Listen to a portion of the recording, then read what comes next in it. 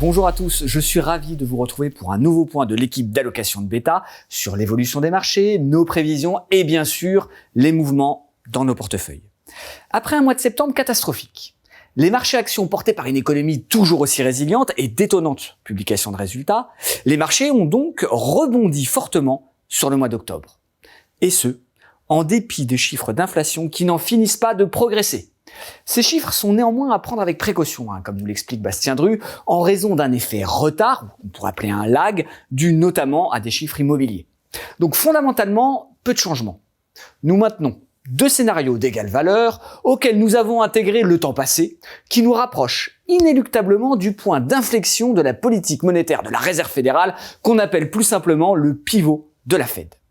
Dans notre premier scénario, nous sommes proches de ce point pivot.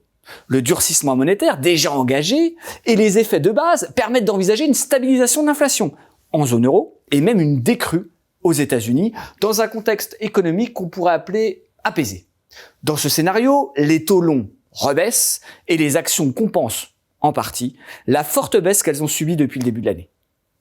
Notre second scénario anticipe quant à lui une persistance des craintes d'inflation. La stabilité des prix demeure la priorité des banquiers centraux qui ne voient pas encore de point d'inflexion suffisante sur l'inflation. Les marchés anticipent dès lors une poursuite du cycle de resserrement au détriment de la croissance et voient donc se profiler une récession qu'on pourrait qualifier de profonde. Dans ce scénario, la hausse des taux courts est violente et les actions s'effondrent. Sur les portefeuilles, nous avons été particulièrement actifs sur le mois. Alors souvenez-vous, nous avions terminé le mois de septembre avec 5% d'exposition aux actions, principalement via des positions optionnelles, qui nous permettaient, comme je vous l'expliquais, de dynamiser le portefeuille en cas de rebond marqué des marchés. Eh bien, nous avons renforcé ces positions en début de mois, positions qui ont parfaitement joué leur rôle pendant la phase de rebond. Nous avons de plus accompagné ce rebond des marchés en remontant nettement notre exposition aux actions et en passant à plus de 40% en fin de mois. Nous avons privilégié les actions américaines qui nous semblent les plus à même de profiter de cette hausse. Sur les taux maintenant, nous avons pris des bénéfices sur les positions vendeuses que nous avions, sur les maturités courtes, tant américaines qu'européennes. La sensibilité est ainsi remontée à plus de 3.